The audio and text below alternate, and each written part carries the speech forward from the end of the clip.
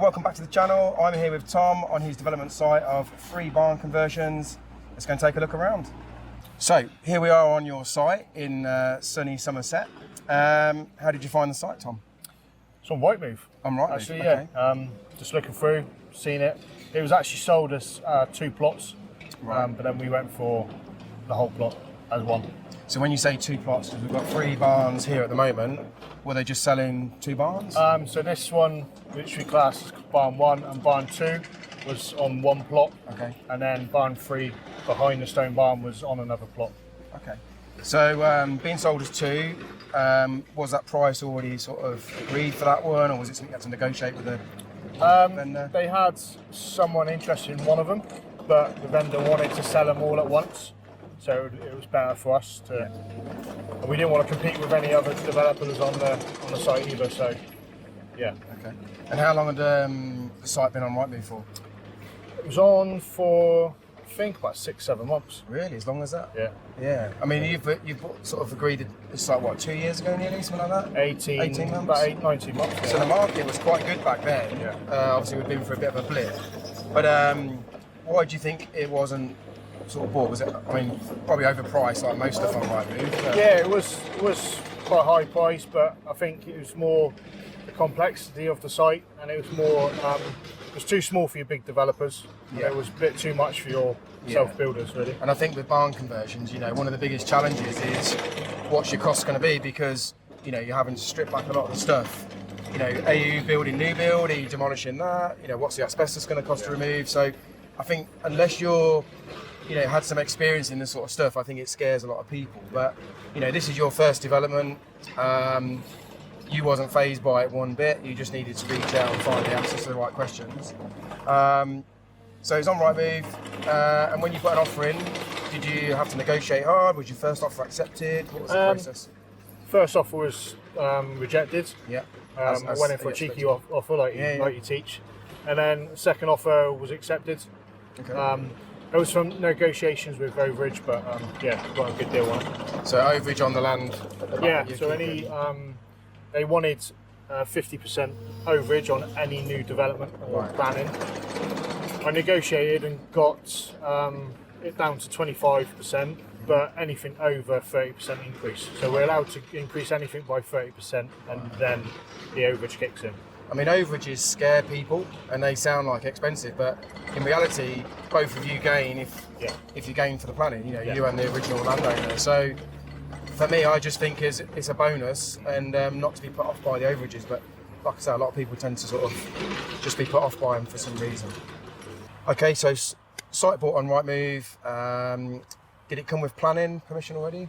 Yes. So with the 3 units, already had Class Q planning. Okay, so just for the viewers, do you want to explain briefly what Class Q is? Yeah. So Class Q is a conversion of any existing building on a land which was agricultural. Yeah. Can't change the footprint, and can only be used as the same materials as what's roughly there. Yeah. So to some degree, it's like permitted development rights. Yes. You still have to go through some sort of planning conditions, but permitted development rights work within the same square footage. So if that's 100 square metres, you've got to do 100 square metres. With these sort of things, generally you have to leave all the framework up, don't you, the structure as well. Yeah. So there's a few things to sort of, you know, bear in mind, but it allows you to convert these buildings into dwellings that you would never normally be able to do under standard planning conditions, I guess. Yeah. And then also, once you get your planning approved through Class Q, you can then apply for planning of a new build development, because it's got classed as a dwelling. So it's a sort of bit like a loophole, and once you understand it and you've got people, you know, like architects that know how to use the system to your advantage, it can be a very good way to, you know, get some of these old buildings that are sitting around that technically they're worthless, turn them into dwellings with, you know, stunning views in locations that you'd never ever get planning permission for. Okay, so came with Class Q. You've had some conditions to release. Any of those conditions have been challenging or just straightforward conditions? No, I mean, they're straightforward. I mean, with the Class Q, because our buying time frame was quite long, we had to reapply for Class Q. Yeah, so you get 3 years for Class Q from approval, and you've got to complete the deal, whereas planning permission normally is 3 years, and then you've got to commence. Yes. So, and then again, that can catch a lot of people out. And I guess the good thing about something like that is if it hasn't sold, you know, the farmer's probably took 6 months to get planning, gets planning, puts it on the market, maybe tries to sell it, doesn't sell, 6 to 9 months goes by, then you've got to purchase it, which could be another 4, 5, 6 months. So this can sometimes put the farmers into a situation where they've got to sell now, otherwise they're going to have to go back to planning, which is what you did in the end anyway, isn't it? Yeah. So the original planning didn't have any conditions on. The new planning, the only condition was, well, we had a couple of conditions, but was a ground contamination report, which and the biodiversity's kicked in as well. Biodiversity's kicked in for the new planning we're putting for the extensions, but we had a couple of conditions for drainage, and which we've managed to sign off quite easily. Okay, good stuff. Sorry to interrupt the video, but look, if you want to get results like this from building stuff like that, make sure you subscribe, because I've got loads of videos from ordinary people just like me and you getting extraordinary results doing property developments. Right, back to the video. Okay, so barn, is this classed as barn 1? This was barn 1. Barn 1. Yeah. Not the prettiest of things. It's not, no. So what's the plans with this barn? So this one come with Class Q planning for the block part to be a 2-bed. Yep. The reason we've left up the extension, lean-to, whatever you want to call it, is we put in full planning to extend all the way across to make it a spacious 4-bed. Yeah. Okay. So this will be a new build element, so completely back down to the ground. Yep. This is going to be the one that you work on last, I presume, because these two have got the permission to go ahead. It will be probably the quickest, being timber frame as well. So once you demolish, get a sub in, it'll go out fairly quick. I mean, we like to build with timber frame all the time on new builds. Just, it's a good material, speed, precision. We have a good supplier. We've just never had any issues with it, you know. And as a developer, I just think it works, you know. And this will be, once we've done the sub base, this will be hands off for us. Yeah. So okay, so barn 2. Yep. You're about to strip all the roof off. So we've got we're up to obviously joists, taking the roof off so we can build the internal wall timber frame and then put on our new trusses. So you'll strip that back, new wall plate, new trusses. Yep. Okay, repoint all the stone. Yep. We was talking about the stone where you've sort of kept it as like a hospital job, really. You've got plenty to do, but if there's a few days where you can't get on for whatever reason, mix up some sand cement, off you go. Start so it's just been finished raking out, which has been so Mary, Liam's builder. So he's been literally jumping on out when he's got a couple of spare hours or whatever. Does it need to be lime or is sand cement okay? No, well, if it was, because we're putting the cavity in, it doesn't have to be lime now. Yeah. So when we raked it out, it seems like it's a normal mortar in the back, so we don't have to worry about that now. We've got the cavity. Okay, then moving into barn 3, so all the asbestos is going on Monday. So this lean-to here is actually going to be demolished. Okay. And then where you can see the wall here, that's the start of barn 3. So this will be where phase 2, where we're putting the extension for barn 2. Yeah. I mean, at the minute it's a nice dry sort of workshop area, isn't it, for making your timber frames and storage, store materials. But yeah, this will all be gone pretty much next week. Yep, 5 days to get rid of 450 square metres of asbestos. Yeah, a lot of asbestos. And again, you know, asbestos puts people off. It is, yeah. But if it's managed in a proper way by the professionals that take it away, it's just a fixed cost. Yeah. It's all disposed of, and then you can carry on with your work. So I just see it as opportunity. Where people run away from stuff, contamination and asbestos, it's your opportunity. To be fair, like if we wouldn't even attempt it, but even if we were to, it would probably take us 2-3 times as long. Yeah, you can actually remove some stuff yourself. But it would take us 3 times the amount of time to do it, whereas the cost would probably be almost the same, probably more. So. And we're talking about a bit of contamination just isolated around here, wasn't there? We had 8 test holes, pits. So one was here, which had slight contamination. There was one in the corner which was clear, and then there was one here which had slight contamination. We're lucky the ground level's it's made up ground of 300 mil, so we only have to remove that. But yeah, it's very. Is this for the cattle? Yeah, this used to be the cattle shed. Hence why they put the render on the back. Yeah. And obviously the feeding bits. So yeah. So you've got all the scrap going. Scrap's going tomorrow. So got a little bit of money back for that. Yeah, Arctic lorry coming in tomorrow to take a load. We're probably going to have to get another lorry back in. Yeah. the amount. But yeah, we're getting a good return on that. You still got all the steel here. Once the asbestos Still removed, here. this is all steel girders. Aluminium in there as well. The aluminium from the what were they, grain? Grain stores. Grain stores, yeah. So, like you say, you might as well get paid for it. Exactly, yeah. They're going to come and send you a lorry to collect that as well. Yeah. Any hardcore can just be crushed, put back into floors. We're raising a lot of levels anyway, so we've got a lot of making up to do anyway. So. And like I say, once this gets removed from here, that's going to be the extension for barn too, isn't it? So yeah, obviously the floor height's a bit high. By the time we trim the hedge, hedge will be down. Views. Nice view. We're probably sticking a bit more hedging in the bits where it's a bit sparse. Yeah. So but yeah, it'll be a really nice view. I mean, although the digger's going on there, when the digger's not working, it's very quiet here, isn't it? So. Yeah, I mean, you can see the motorway from here, but you can't hear it at all. But what's that? That's probably about not far off a kilometre away, would you say? Certainly 800 metres, isn't it? It's got to be. Yeah, it's a fair old whack. You can't hear it, can you? Because the wind takes the sound away from the dwellings. All the way down to even the field with the hay bales in. Yeah. That's our field. And we've been down to the bottom, we still can't hear the motorway. So in this one, we was talking about lifting up the floor, wasn't we, this morning? Yeah. Because obviously that's just like a guard up there to keep the weather out, I presume. But I sort of said, it's quite nice to have the lower steps, and I think the plan showed that. But then when we stood on the steps, where the proposed new floor level would be, the views are just open. Yeah, it makes it completely different, doesn't it? So, although it would look nice as a lowered floor, it's going to make sense to lift it up and take advantage of the views, because it is going to be the wow factor when people come in and have a look around. Definitely. And that's what you need to sell properties like this. So. Yeah, they're definitely going to have that wow factor. So. Lots of history in here with when they used to do the cattle and we're keeping obviously the concrete pillars and that. We're going to clad them, so really keep that barn feature.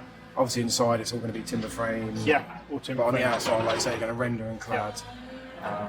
So would you say this would look the most modern out of all three barns? This one will, well, it still have the character. It will probably look the most modern. Because barn one, even though it's a new build, it's going to be cladded, the whole thing cladded. So. And can you have UPVC on here, or is it just wood, or? UPVC. UPVC. Okay. Yeah.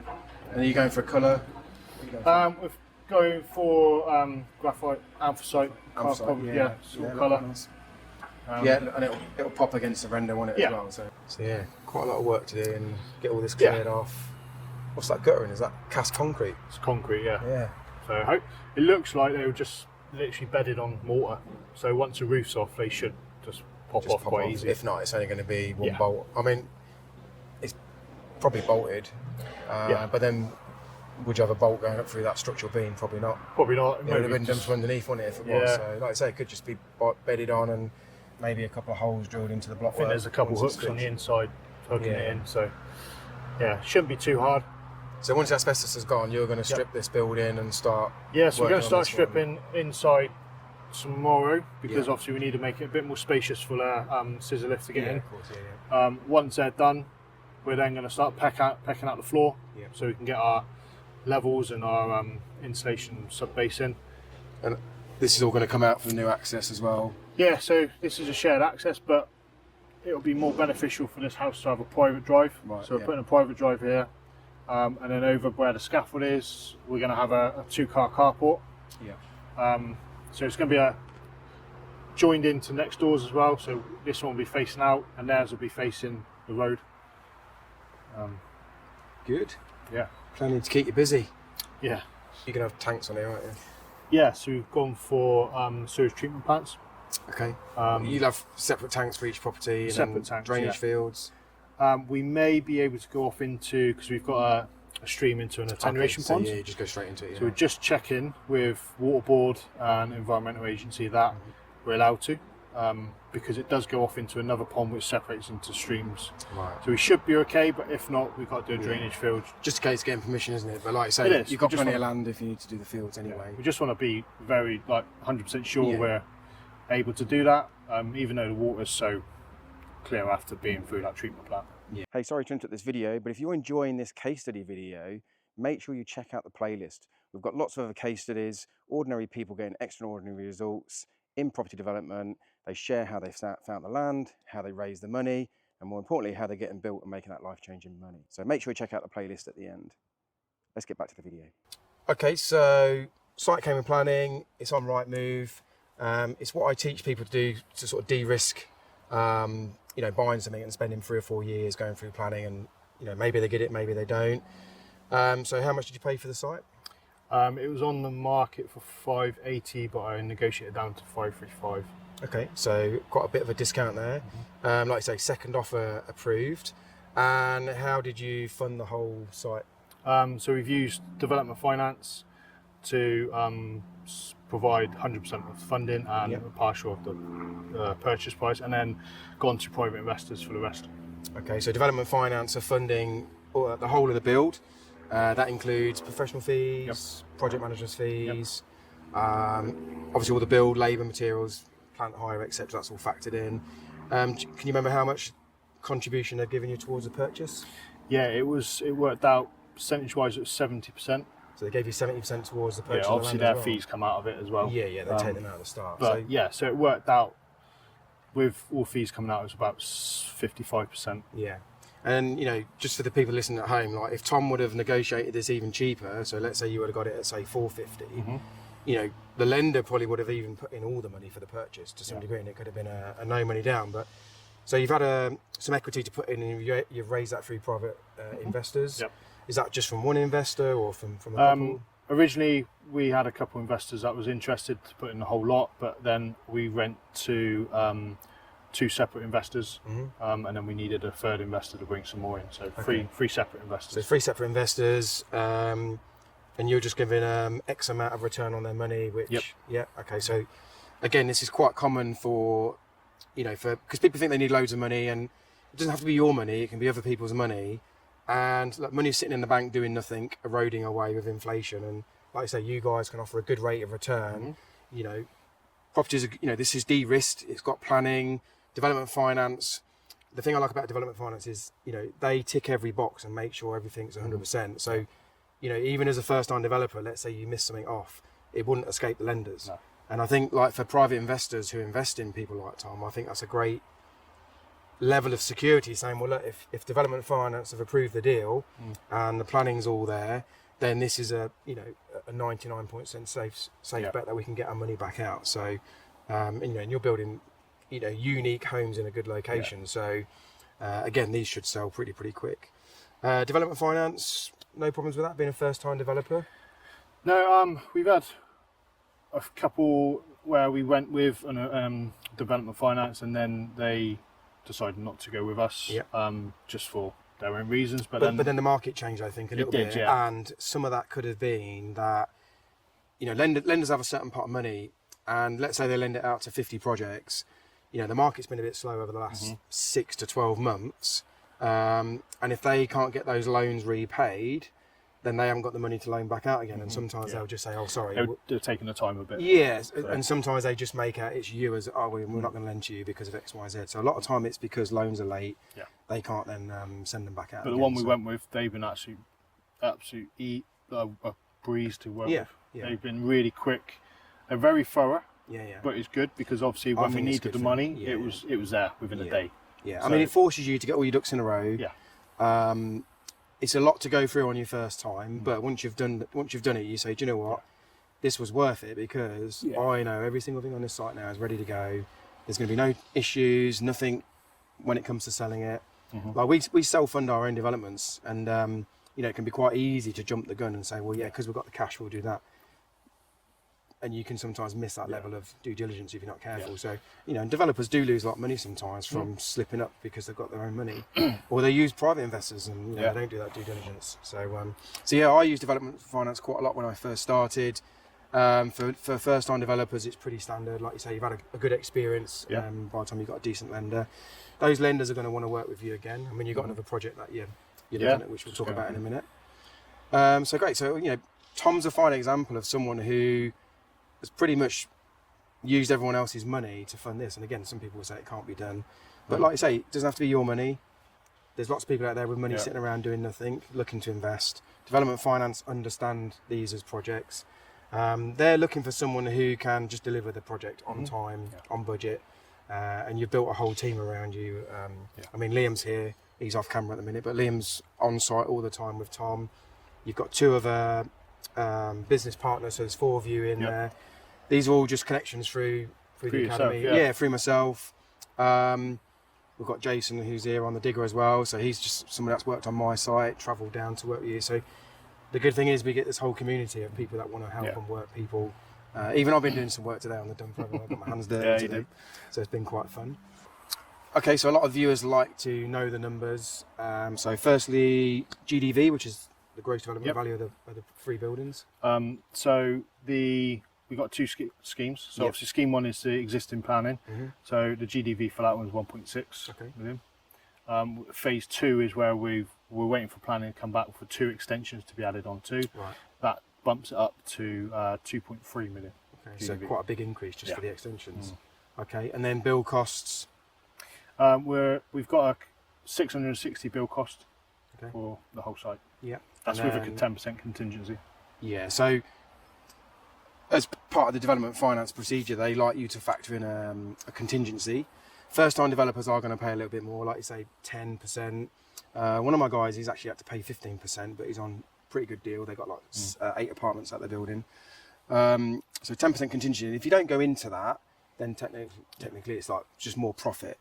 So overall, what would you expect to net out of something like this, say, after all finance costs and for phase 1, we're looking around about the 200k profit.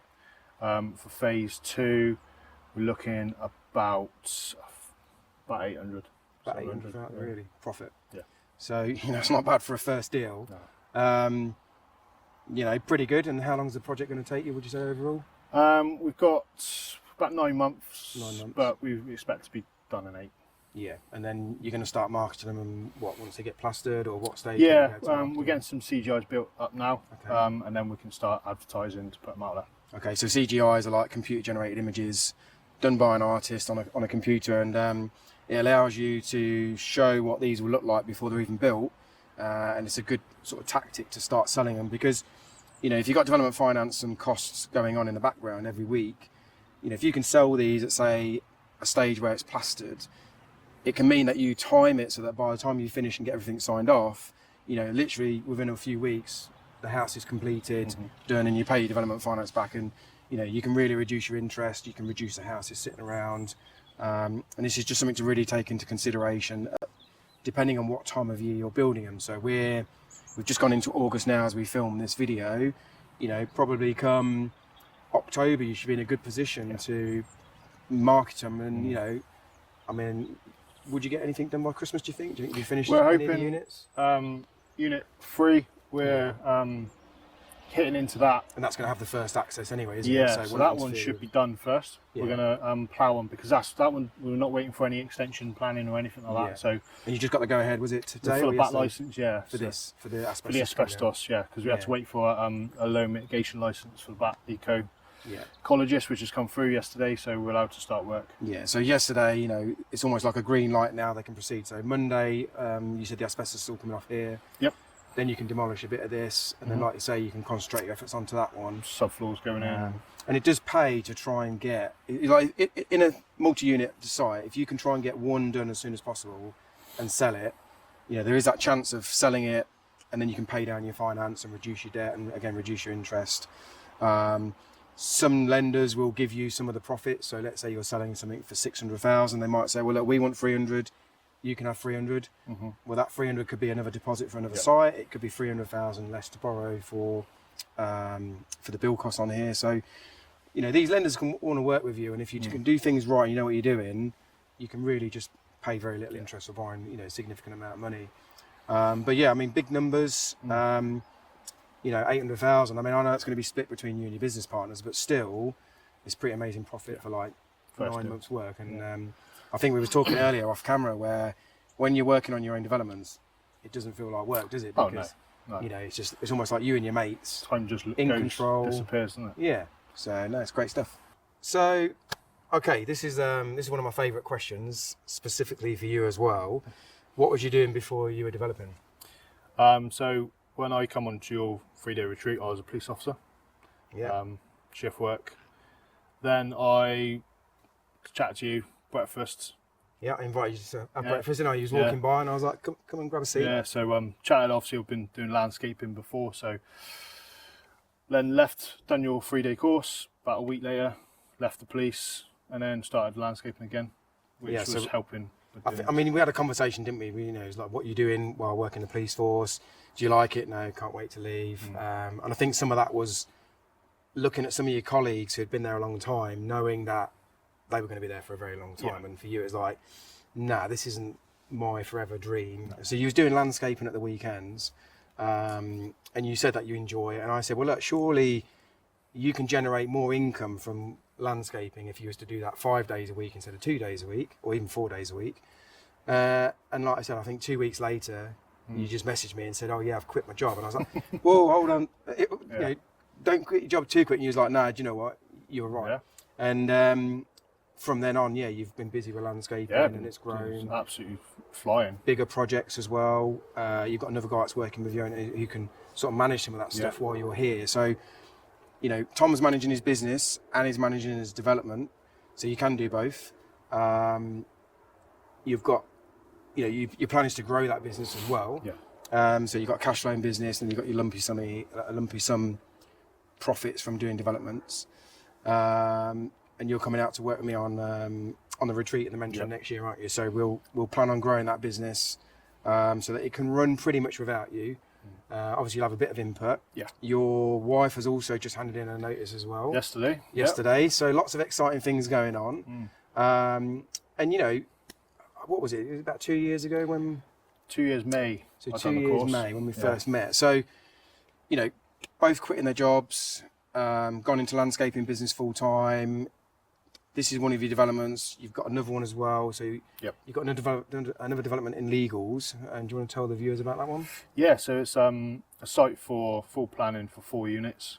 Okay. 4 new builds. 4 new builds. It's another barn conversion, but they've used the Class Q as a fallback and then went for full planning. Okay, so that'd be nice. 4 bed detached, nice stylish sort of timber frame houses. And you'd take, I suppose, more of a project management role on that. Yeah, so that one we're looking at splitting it into a sort of main contractor for groundworks up to DPC, and then timber frame package. Okay. And then after that, it's the sub trades. And you've already spoke to the neighbour, which is another farmer who's got a warehouse on there, and I think he's already going to go for. You talk about joint venture. Joint venture on that one, yeah. So he's putting in all the planning at the moment. So then, that's hopefully by the time we're on site, that will be coming through, and then going from there. Great. And again, one of the conversations me and Tom was having earlier was how he's been speaking to all the neighbours, you know, all the other farmers, and you just never know who you're speaking to. And I think, like, when you come in and do a development, obviously there's going to be certain people that are going to be a bit, you know, they don't like the change, but you want to try and keep the peace. And I think you were saying that you got electric and water from next doors. Neighbours have been brilliant, yeah, been brilliant. And you're going to do a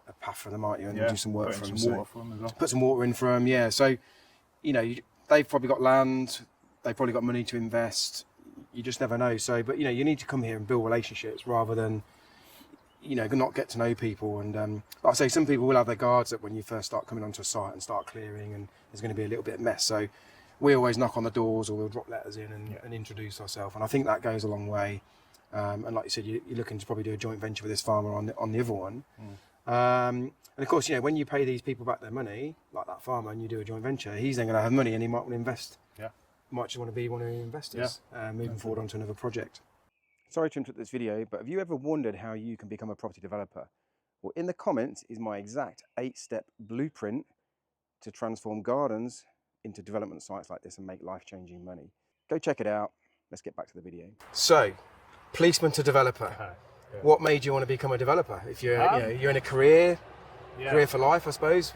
Yeah, it's I think I've always wanted to become a developer. Right. So my dad's a carpenter, and I always used to work with him when I was little, like doing gardens, little projects. Then obviously with my nan, I was always doing our garden, and I really loved watching building and that sort of stuff. So I've always had that dream to be a developer, but I never knew how to do it.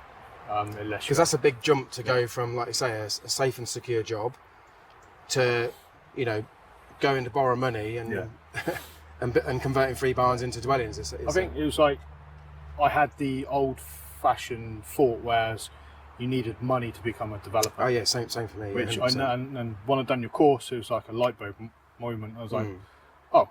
So you think, obviously you came on my training course, 3-day training course, and I teach a lot, you know, and sometimes there's a lot of stuff to take in, but there's normally one part in there, like you said, where all of a sudden you think, that's it. Yeah. Now I don't have to go walk around thinking it's okay for them, but not for me. All of a sudden it's like, yeah, now I believe I can do it. And I mean, look, you're not alone. I do a lot of these videos, and some of them are from the construction and trade background, but some of them are, yeah, from complete.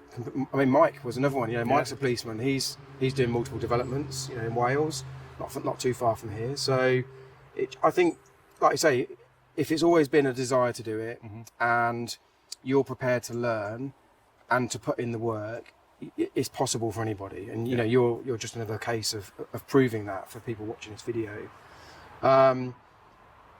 What do your colleagues think about you?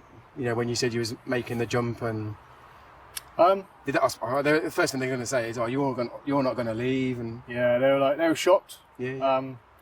Happy for me, to be fair. I mean, That's they were good. all like, fair play and all this sort of stuff, and wish they could do it and all this sort of stuff. So I think that's what a lot of it is, isn't it? Like, they want to see you succeed, but they almost don't want to see you succeed, because it's a bit like, but now he's broken free. And yeah, it's obviously a lot of mates, you know, give a bit of a banter and say, it's not going to happen and all this sort of stuff, but I'm very stubborn, and if I've got it in my head, it's happening.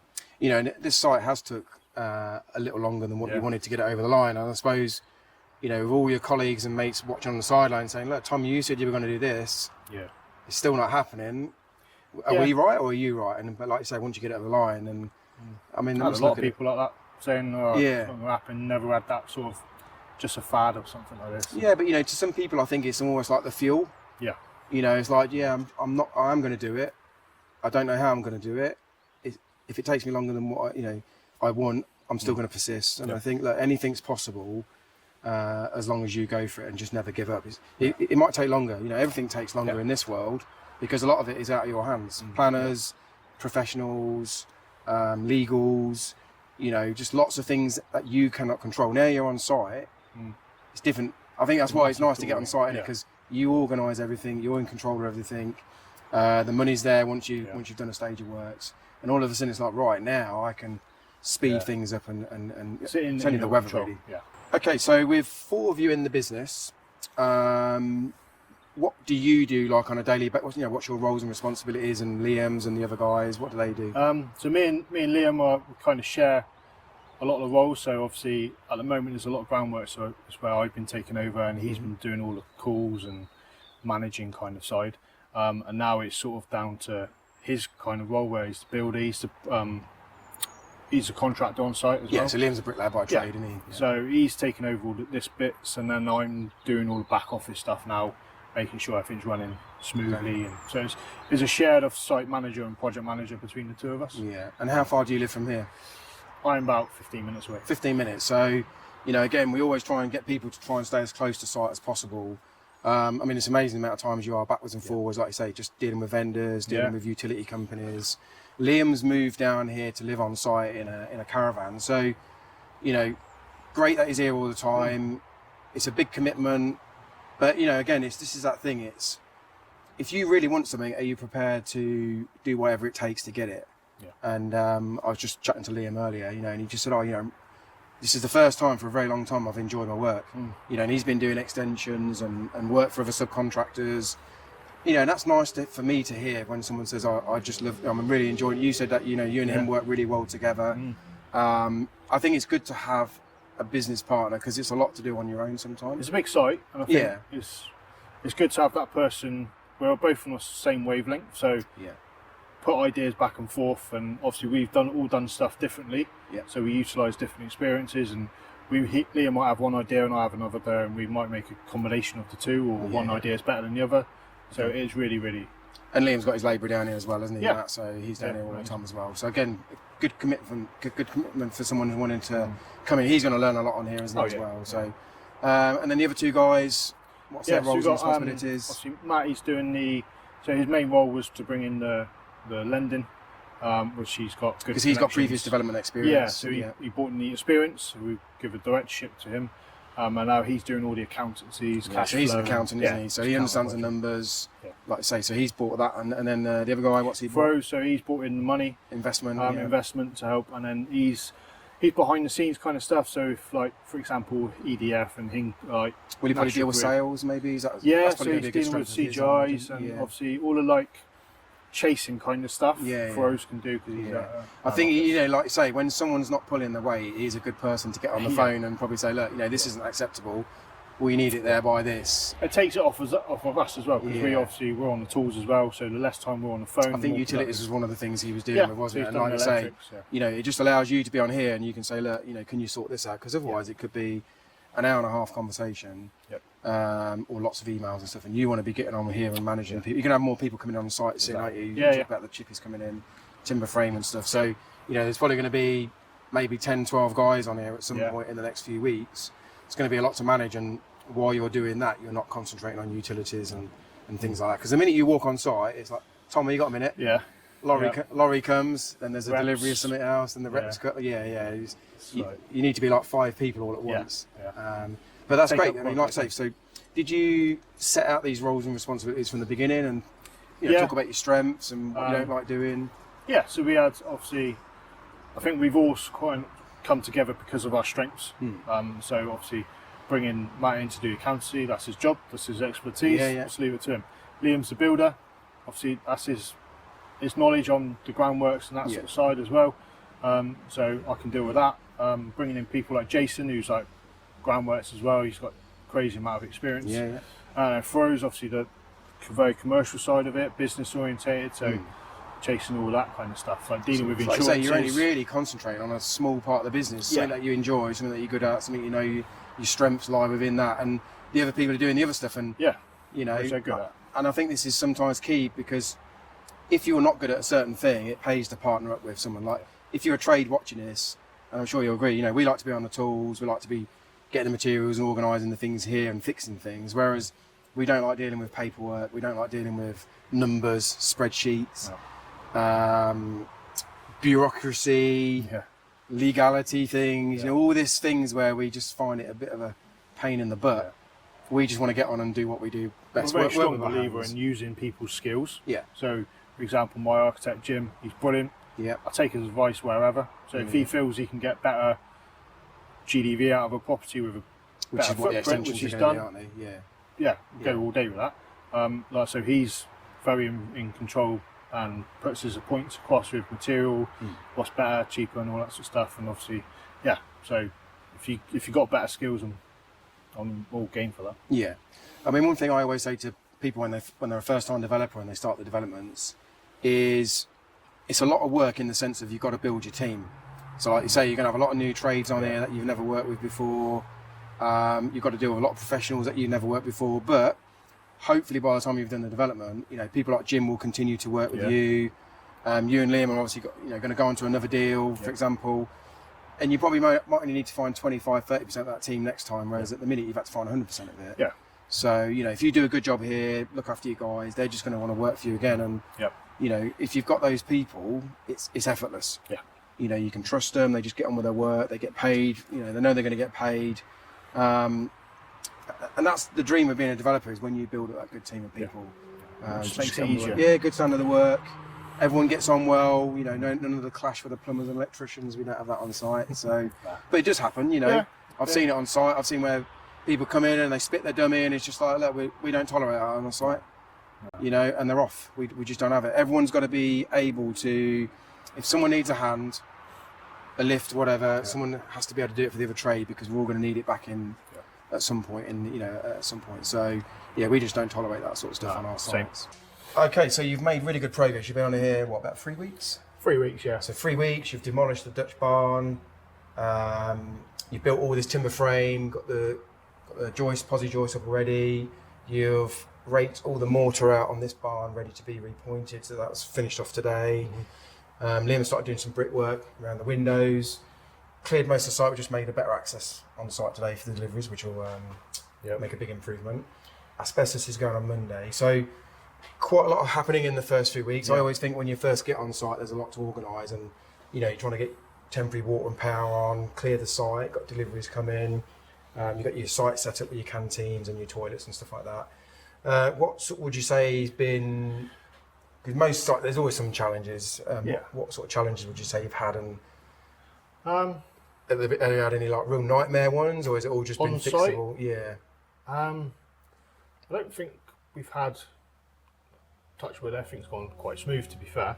All the headache has been before completion. Just getting to the point of getting on site.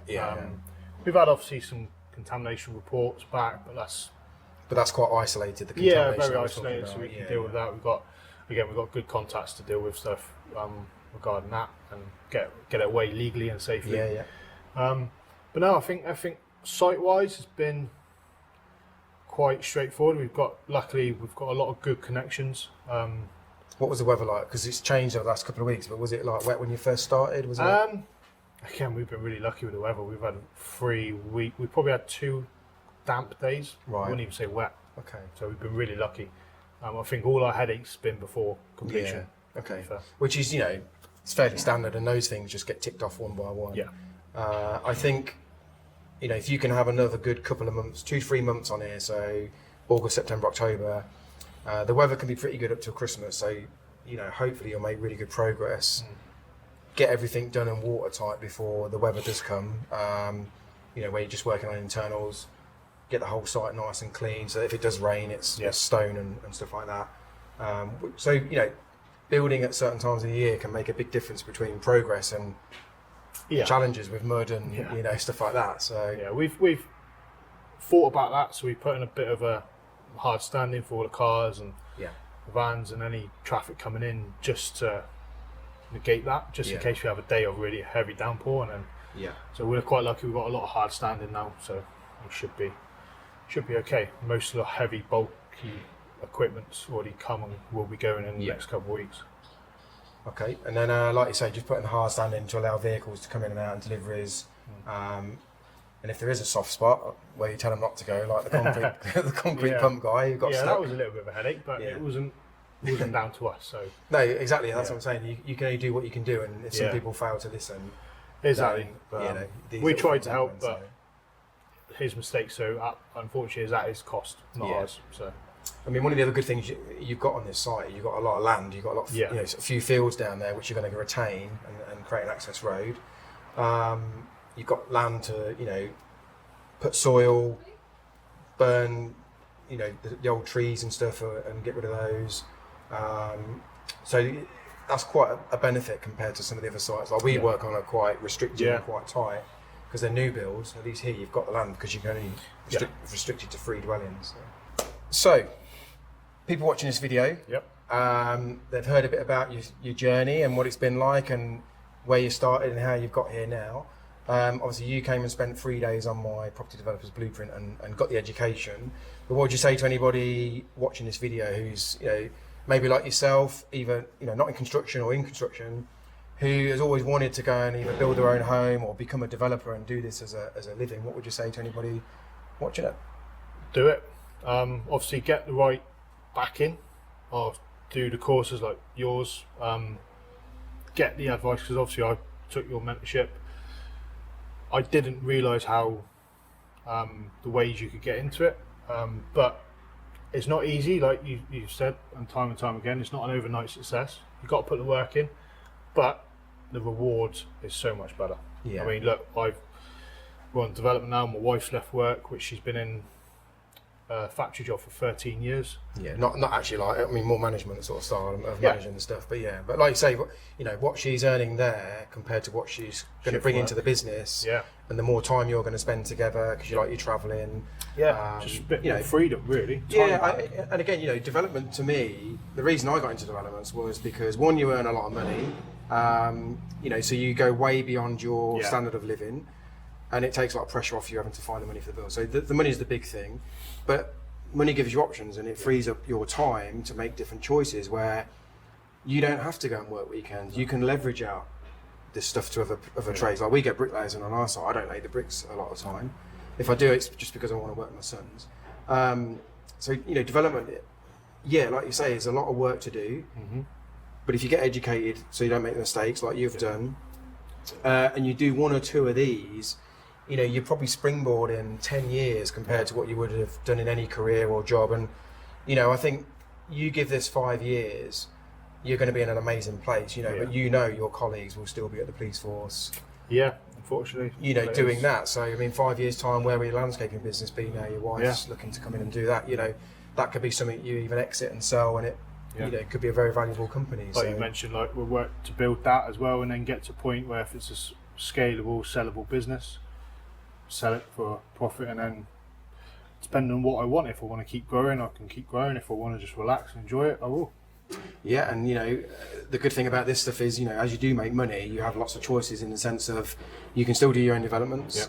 You could become, you could just use your own cash like we do, so self-funding, so you don't need development finance or private investors anymore.